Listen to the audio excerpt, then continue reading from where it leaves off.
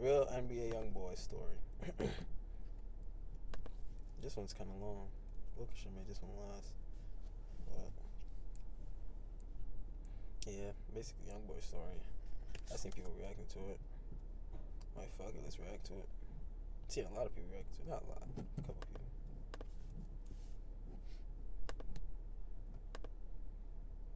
The real NBA Youngboy story. I don't know if it's real though, but it's entertaining. Might be. Some niggas just be thinking they know shit, but then who knows? Fans are really good at their jobs, to be honest. Except for the ones on YouTube. Y'all niggas are just clickbaiting, dick sucking weirdos. In this particular place, it was hard. It was hard for real. We ain't really had much now.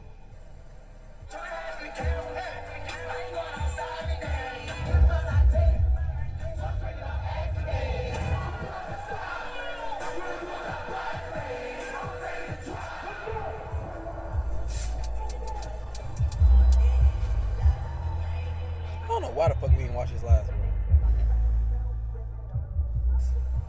Cantrell was born on October 20th, 1999 in Baton Rouge, Louisiana.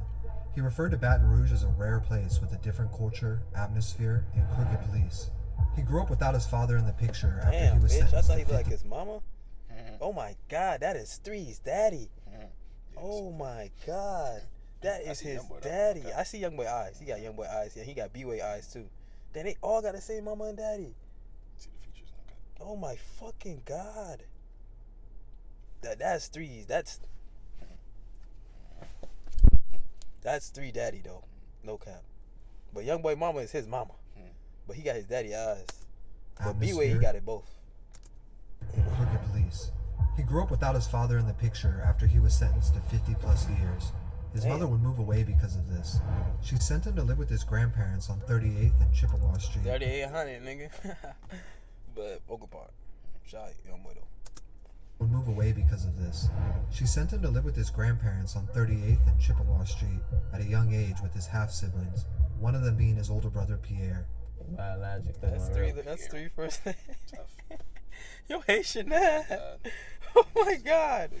I believe you Haitian. You got some type of Creole any bit. Pierre. Pierre? There's no way you a KK that's called being called Pierre. Kid, that's dangerous. There's no way, bro. Pierre, never heard of him. So. Y'all have to be Haitian. Y'all from Louisiana, so y'all probably is Haitian.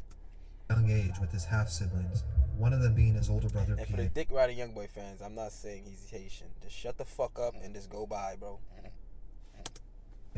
Biologic. That's my real brother. When he was 4 years old, he fell off of a bed at his grandparents', breaking his neck. This forced him to wear a halo brace until his spine healed, which would leave permanent scars on his head. Youngboy would stay in Baton Rouge with his grandma, who he says spoiled him whenever she could afford it.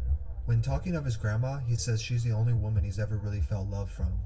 I always stay with my grandma like my grandma took care of me. My grandma gave me anything I wanted. My grandma made me feel love. And when she died, I ain't never felt that feeling again. Only time I ever feel love is when I walk on stage. Growing up, he was closest to his older brother Pierre, who would have a lot of responsibility being the oldest of 10 siblings and half-siblings. Damn. Real nigga. I see why they call him a dad now. Pierre, who would have a lot of responsibility being the oldest of 10 siblings and half-siblings. When Cantrell was 7 years old, he came to Pierre on the porch with a notebook and told him he wanted to be a rapper, being inspired by his biological mom, who used to be a rapper as well. He started off writing in the composition notebook. We was on the porch. He came to me with So these niggas had to literally, his composition notebook, and he was like, you know, fucking ad.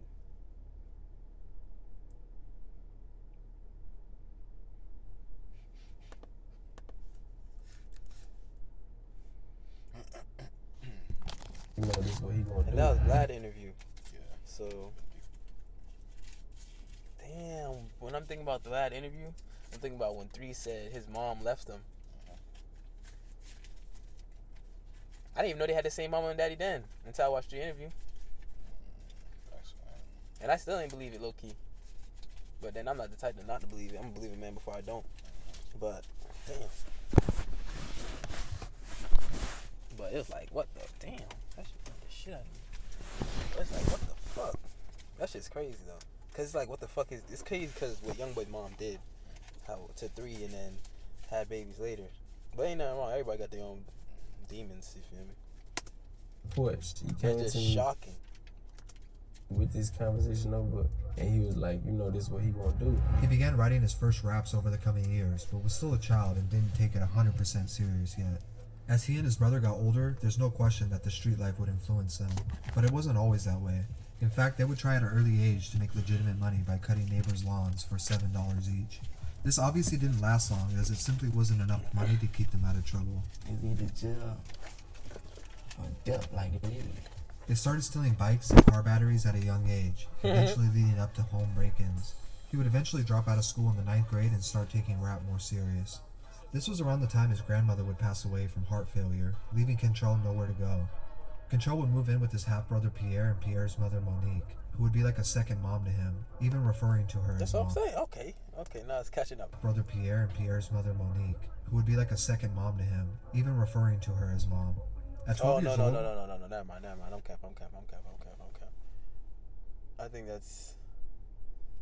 Youngboy mom is real mom, but she dropped him off to them as his parents, so he see them as his parents. So I don't know. Monique, who would be like a second mom to him, even referring to her as mom. At 12 years old, Pierre and Control would be having a conversation about life when Pierre told him not to worry, we're never going to be broke again. This conversation would lead to the beginning of... Wow, you read Vlad's interview. Fuck on with this nigga like he's saying some shit. Been people that got some Vlad info out of him. This nigga getting straight Vlad info like we ain't see this shit too.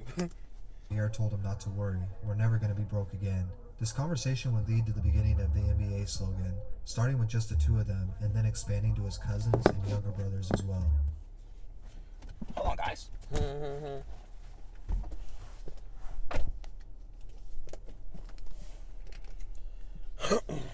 Hope y'all ain't see that. I think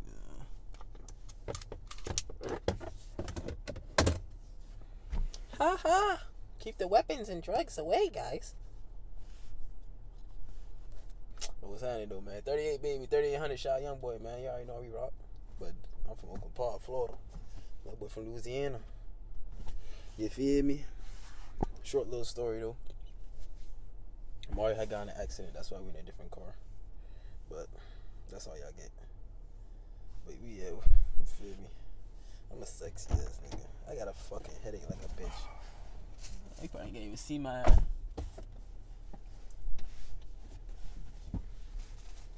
You probably can't even see me. You probably looking like, what the fuck? I'm trying to see what's up. Is this bitch in the car? No. About shot too. Y'all boys did not have to come to episode. That was you that tapped on my hood last night? Yeah. Oh, okay. Woohoo! My field got back. What's good, Will? Good. This is the whip? What's happening, Zoe? That's good. Yeah. What's happening, Will? What's good, Will? You chilling?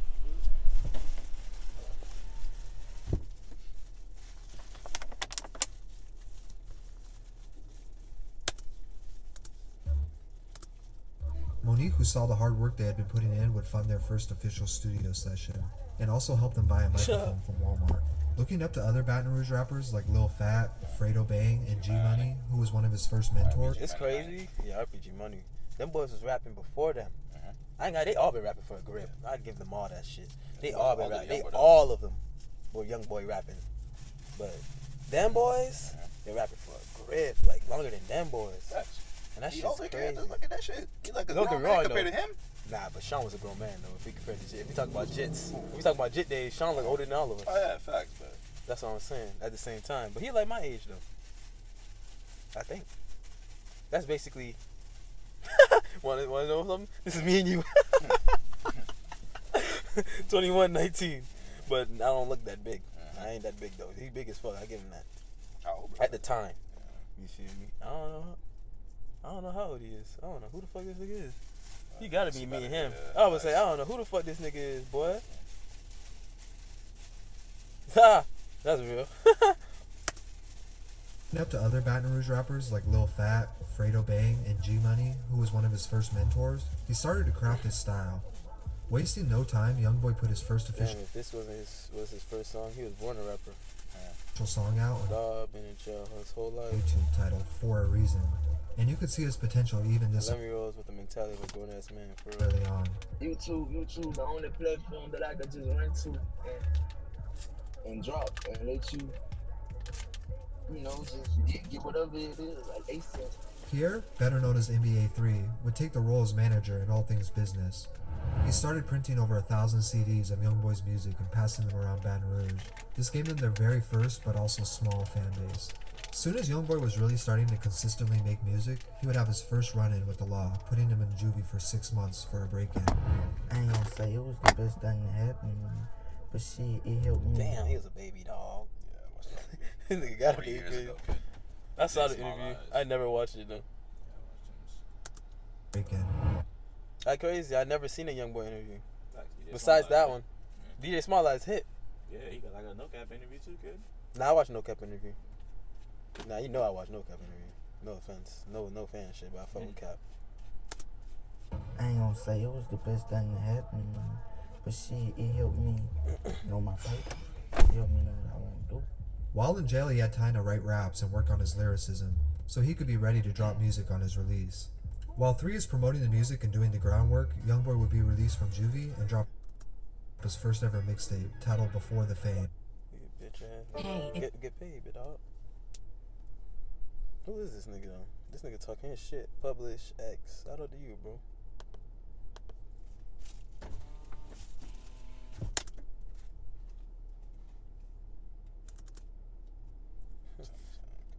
Huh? It's fine. Some dying shit, dog. Fucking fishbowl. Fishbowl, big dog. I said the same thing. And drop his first ever mixtape, titled I'm Before like, the what the Fame, fuck? which was very fitting. Before fame was really everything. That was like, it was the breaking point of the whole NBA career, like never broke again itself. When it came to work ethic, he looked up to rappers like Jeezy and liked how he was known for dropping back-to-back mixtapes. He knew he wanted to do something similar by flooding the streets with music. He spent the next year dropping mixtapes and trying to build a buzz outside his local area of Baton Rouge, dropping Mind of a Menace 1, then 2, and later Before I Go. By now he's gained enough credits to start catching the attention of mainstream artists and a much wider variety of fans, reaching outside his Hard working ass man. Shout out YB.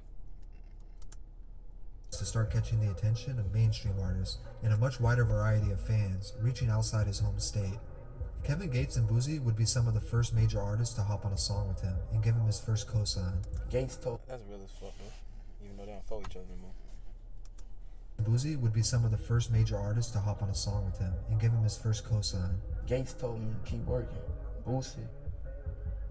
He just told me he could show me some things. As well as Meek Mill, who is said to have been one of the first people to discover him and give him the name Youngboy early on. In October 2016, he dropped a Meek Mill? Gave him Youngboy? I won't say that, but I knew him as Youngboy before he met Meek Mill, and I remember when he met Meek Mill. people to discover him and give him the He always had them up. name Youngboy early on. In October 2016, he dropped his breakthrough mixtape 38 Baby. Oh, never mind. Then Meek probably did give him that name then, because I thought he had been named that before that. After Early that. on. In October 2016, he dropped his breakthrough mixtape 38 Baby, which should really be considered an album for how well put together it was. The tracklist included one of his breakthrough songs, 38 Baby, which would later earn him his first gold recording plaque. Most def. Remember, like, it was yesterday. Friendly was spamming us on him. Yo, fam, you gotta listen to Youngboy. I'm like, fam, he ass, fam. I ain't gonna lie, Youngboy had an ass moment to me, bro. He had to grow on me a little bit. I ain't call him ass. I didn't listen to him. I didn't even. Niggas was just, you know how niggas like when niggas just try to like niggas like murder an artist too much. Like everybody was on his dick, and I'm like, bruh, like nah, bruh. Like I want to listen to it. Yeah, I want to listen to it when it's like less hype. Feel me? I feel like I'm riding the bass. You feel me? I'm just riding the fucking wave. You just riding the wave. Feel me? Because everybody's like, exactly. oh, he cool, fuck with, oh yeah. I feel you. That's how it was with Youngboy, G Herbo, a lot of niggas. Trust me, a lot. Be riding it. I wait till he die down, and I'm gonna give him a chance. Yeah. Listen to him. You feel me? If he ride, like everybody say, okay, y'all boys got that. But facts. But now, Youngboy, you hard as fuck though, bro. You stamped it. He stamped him. One of his breakthrough songs, 38 Baby, which would My later nigga earn him big 3800, so you feel me? It's only right though. But babies. please. together it was. The tracklist included one of his breakthrough songs, 38 Baby, which would later earn him his first gold recording plaque. With the success of this tape and a little buzz off some rap beefs, it would put his name into a whole new audience of people. Wow. Funny. Cool, bro. That's some little buzz off some rap. The success of this tape and a little buzz off some rap Who beefs, he was it would beefing with? At this time, he was. Well, that was like 2017. Oh, Probably G Money. That was G Money. Probably just them boys. yeah, G Money, really. I can think of. But I don't think he blew up off of that, but. It just get, it always brings attraction. You know how it is. That's ass how you had to say that. That was some fan shit. But that was some super fan shit. I'd say he really blew up off his music and shit. But because he was dropping dummy shit after that. He dropped like three mixtapes albums after that in 2017. He went crazy. But shout out Youngboy. it would put his name into a whole new audience of people, gaining him a ton of new fans. Although he was only 17 at the time, his music sounded like it was coming from someone much older because of how raw, spiritual, and emotional it was, which we can trace back to his very much older because of how raw, spiritual. I ain't gonna say nothing, bro. I'm just gonna let you talk, bro. I'm just gonna let you talk. This ain't my which we can video. trace back to his very real childhood. This would be enough for him to catch the attention of multiple major labels, who would soon be calling. He would also officially change his name to Youngboy Never Broke Again to avoid any issues with the National Basketball League. Although he's still considered. Yeah, I remember that one too. I remember his shit was NBA, then he had to change that shit. NBA's going to change it sooner or later. Yeah, because NBA was not gonna let that slide. Like he was blowing up, and I'm like, bro, there's no way you're keeping that. You feel me? There's no way. Then boom, I seen it never broke again. That was what, last year, 2 years ago? Last year, probably maybe 2 years ago. But niggas stuck on the NBA anyway, so ain't nothing for the NBA. Yeah, like ain't nothing for the NBA anyways. Though nobody seen Never Broke Again, Youngboy. Yeah, everybody go say NBA. You feel me? You're not running. Literally nothing for NBA. And like, there's nothing y'all can really do. Either way, y'all said, wow, y'all made him change his name. Look at his shirt, you dumb fucks. Y'all should just made bread with him. Any issues with the National Basketball League, although he's still considered NBA Youngboy to everyone else. In an interview with XXL in 2016, he stated, "I'm going to be the next new thing that you see in rap. I'm Youngboy." Huh? You damn right, On November fool. 28, 2016, NBA Youngboy was arrested before a show in Austin, Texas. He was I see booked someone for laid out and shit. 2016, Right here. Youngboy. On November I swear to 28, God, I see someone laid out right there. Yeah, see somebody. I don't know, bro. Moon. 2016, NBA Youngboy was arrested before a show in Austin, Texas. He was booked for 2 counts of attempted first-degree murder and held on a $200,000 bond. Although he was only 17, he could be tried as an adult for attempted murder. He went from the You niggas getting charged as an adult at 15. Trust me, that ain't nothing. Although he was only 17, he could be tried as an adult for attempted murder. He went from the biggest new artist in At 17, you're going to. Not that you're getting. If you're a street nigga, if you're 17, you know you're getting direct file. You feel me? You praying that you don't get the direct file. Nigga, you 18. Nigga, yo, nowadays 16, so Okay. so you 16, you getting direct file. You gone. Ain't none for you. Nowadays, bro, niggas be chilling like at 16, 17, bro, because niggas be getting direct the fuck file, bro. Let me move the phone for y'all. I remember in high school, I was like, bitch, I'm gonna stop doing hot shit at 18. I told myself, 18, I'm done. I'm done. I literally said, That's I'm what done. every real nigga. If you a I'm real done. nigga, you said 18, you done. I'm done. I swear to God. 18 and you done, bro. No cap. Time to get you a job Do something, man. or trap. Do something. No cap. Robbing and jacking? to possibly facing Over. life imprisonment. Just as everyone thought he would take a break from dropping music, he ended 2016 with yet 2 more projects, Mind of a Menace 3 and Before I Go Reloaded, which added up to over 6 mixtapes I in a think 1 Before I Go really the one that took off. After year that. span. Something that very few rappers are capable or Damn, I wish this would just let me. Shines. You want this glory? Seize it. Immortals Phoenix Rising, available now. even able to get away with, 2 of them being released from behind bars. This was a scary situation though. If Youngboy was convicted, his career and everything he worked for could potentially end. He would be held until May of 2017 for when he faced his trial. Fortunately, he was released after taking a plea deal and immediately dropped his single Untouchable, which had a lot of Took a messages. plea deal? I didn't know that. That's a whatever plea deal he took. That must have been great then. What the fuck? But he's legit though, so I expect to give him one. If he really was being honest. I think that was just fucking first thing too. Hmm? I think that was my first charge. For his first big charge. Charged as adult. Charged as adult. That was his first charge as adult because he was always a jit, literally. Finally, he was released after taking a plea deal and immediately dropped his single Untouchable, which had a lot of messages hidden inside it. One of them saying, "I'll never jeopardize it again," where we can assume he was talking about his situation. At this point, what more could he have proven at 18 years old? Although that wouldn't be the last time Youngboy would get into trouble, he has not come close to being charged with something this serious since. In 2018, he announced his first studio album, Until Death Call My Name. I ain't know Death Toll was his first album. That shit was hard. It featured artists like Future, Birdman, Lil Uzi, and Offset, solidifying his spot in the mainstream. From there forward, Youngboy didn't even come close to stopping. He knew it was his time, dropping back-to-back mixtapes and EPs where he would go platinum in the streets and then platinum on the charts. I just knew it wasn't no stopping me. You hear me?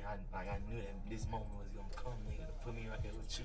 To date, Pussy, Youngboy has nigga. more gold and platinum plaques than you could probably imagine, and he has been consistently the most viewed YouTube artist for over 2 years straight, pulling over 50 million views a week. There's no denying what Youngboy has accomplished is insane. All of this happened while spending a majority of his career. Yeah, I think you done, Fami. I just know you done. But shout out to you, bro. Even though some of your shit was kind of like fan bullshit, shout out to you, though. You talk your shit in that shit. But hey, man, we out. That was a mega video, boy. And I know I'm going to sit here and wait till that upload.